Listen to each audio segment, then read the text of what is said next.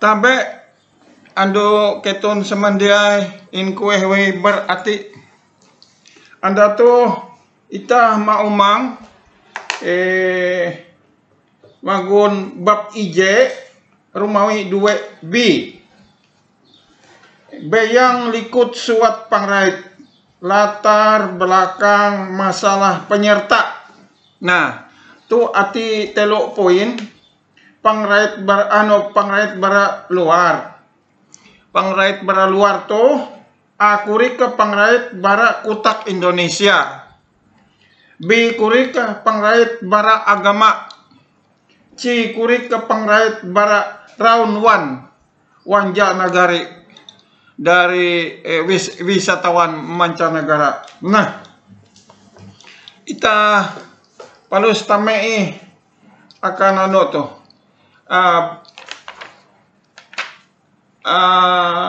beyang likut suat pangrait latar belakang masalah penyerta. Yusehan serbuan bara luar terhadap kalapang mandiri an bara yasanah cukukuan kutak Dayak Ngaju banget hai tuntang in yuseh seselah darus mandarus sekilau gonggulun riak tasik. Nah, serbuan dari luar ini terjadi terus menerus terhadap bahasa Dayak Ngaju seperti gelombang yang datang tidak pernah berhenti. Nah, akibatnya apa? Banyak di dalam kita berbicara atau berucap sehari-hari, orang Dayak Ngaju itu sadar dan tidak sadar mereka mengucapkan suku kata bahasa Indonesia. Pengaruh dari bahasa Indonesia itu dalam sehari-hari di dalam bahasa Dayak Ngajunya. Menurut dia itu bahasa Dayak Ngaju, tetapi suku katanya suku kata bahasa Indonesia. Nah, contoh kecil saja seperti kanateka. Kanateka itu kadang-kadang. Nah, yang sering disebut itu kadang-kadang. Padahal itu kan suku kata bahasa Indonesia. Bahasa Dayak Ngajunya itu kanateka, nateka, kadang-kadang, natek-nateka, kadang-kadang begitu. Nah,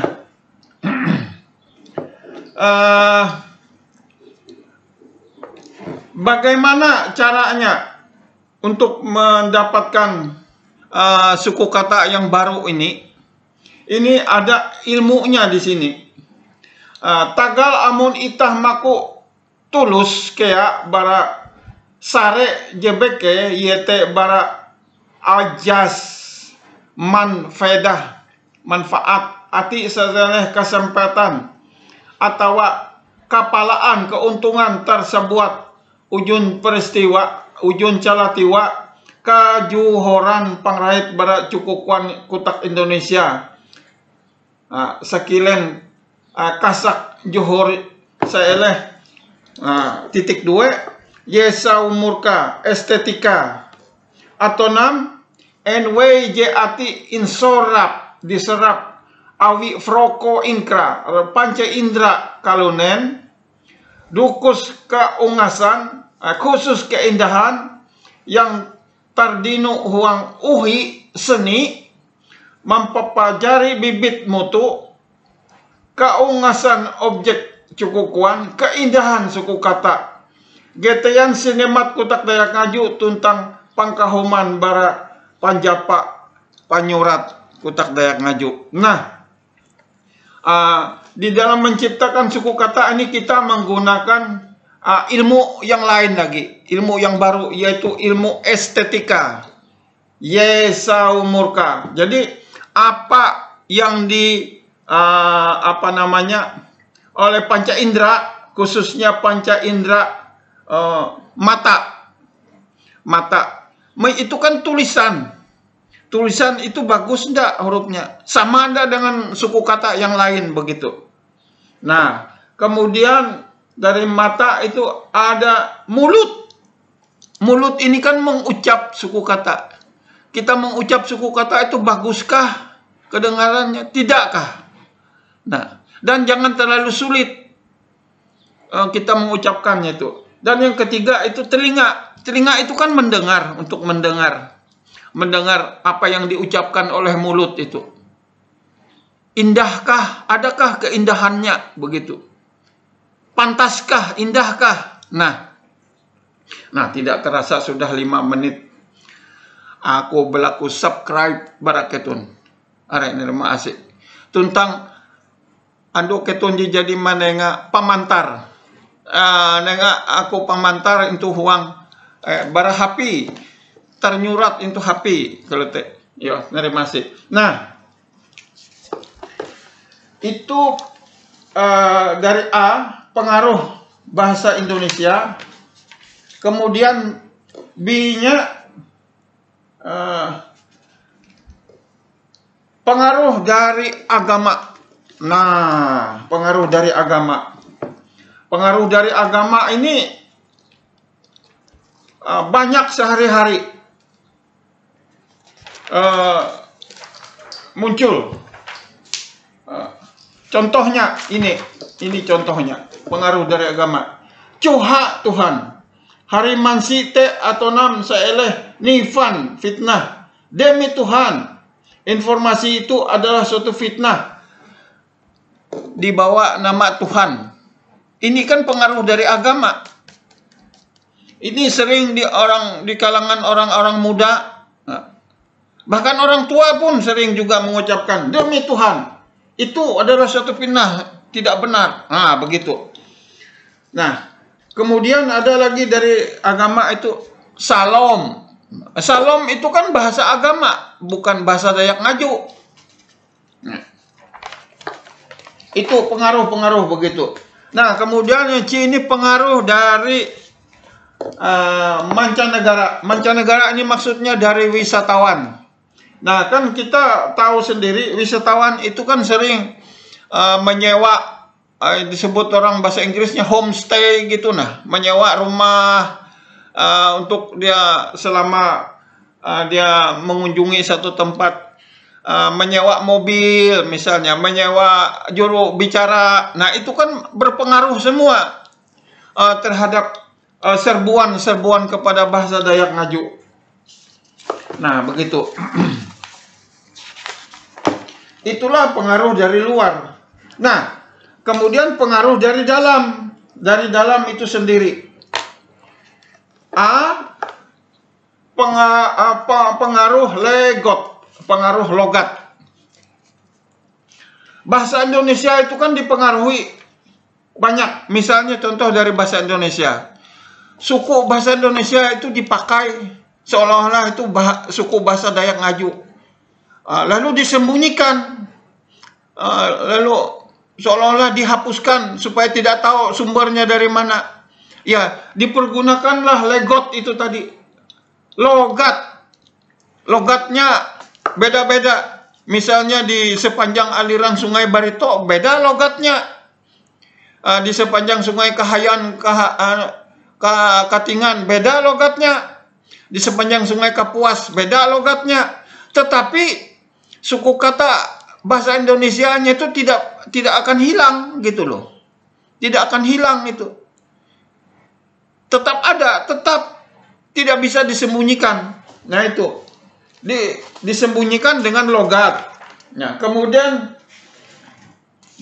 disembunyikan dengan lagu, mimik. Misalnya begitu mukanya, mimiknya, mengucapkannya, jat, begitu. Tidak bisa, ya namanya suku kata bahasa Indonesia, ya tetap saja suku kata bahasa Indonesia. Tidak akan berubah, walaupun ditutup disembunyikan dengan logatnya, walaupun ditutup disembunyikan dengan mimiknya, tidak akan bisa hilang. Tetap saja itu suku kata bahasa Indonesia. Itu sumbernya dari situ, bukan suku kata bahasa Dayak Ngaju yang aslinya. Nah, Kemudian yang ketiga itu yepa, medok. Nah, medok. Kalau misalnya ada di daerah Barito, di daerah Sungai Barito itu ada medoknya itu, jidia aku. Nah, begitu. Jidia aku.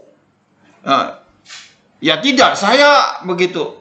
Nah, itu medok itu. Jadi suku kata bahasa Indonesia yang dipakai, ya, yang dipakai itu ya tetap suku kata bahasa Indonesia, walaupun itu ditutup dengan logatnya, walaupun itu ditutup dengan mimiknya, mimik wajah, mimik muka, walaupun itu ditutup dengan medoknya ini tadi, tetap tidak bisa hilang.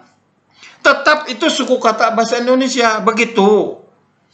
Nah, tapi itu diambil, dipakai dalam kehidupan sehari-hari seolah-olah itu menjadi suku kata bahasa Indonesia, suku kata bahasa Dayak Ngaju. Nah, itulah beberapa contoh yang ada, yang nyata di dalam kehidupan kita sehari-hari. Ya, Anda dengar saja itu. Ada lagi contoh yang lain yang mudah. Elak hindai.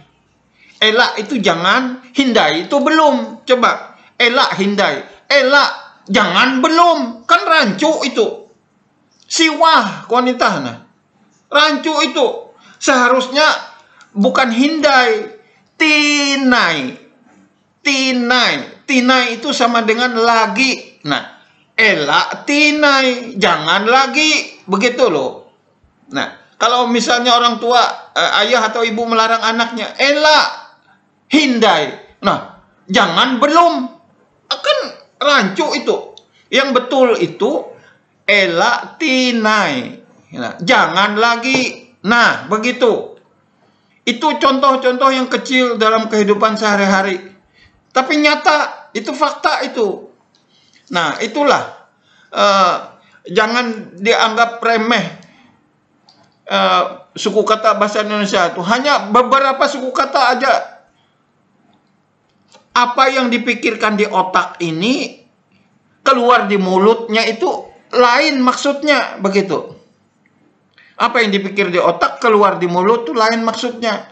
Siwah, banyak yang siwah, kalimat-kalimat yang siwah. Ya itu contoh yang kecil itu tadi saja.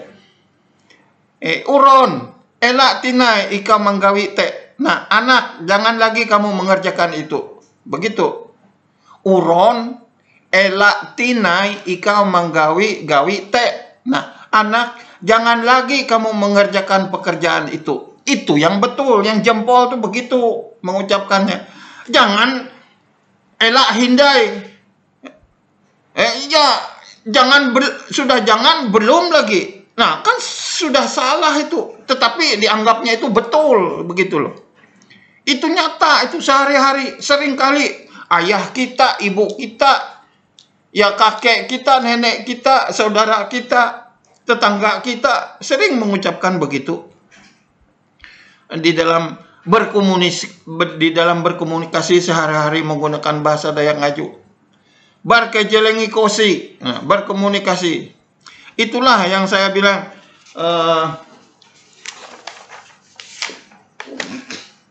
Yang ketiga ini dampak pengrait luar tuntang huang taharep kutak Dayak Ngaju. Nah, kadang-kadang ini tidak terlalu menarik karena di dalam video ini ada yang trending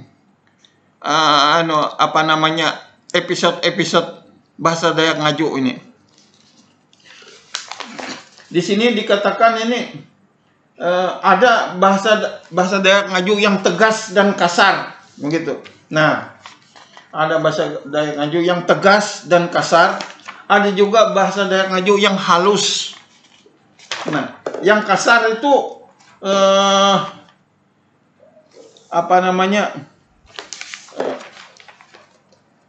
banyak.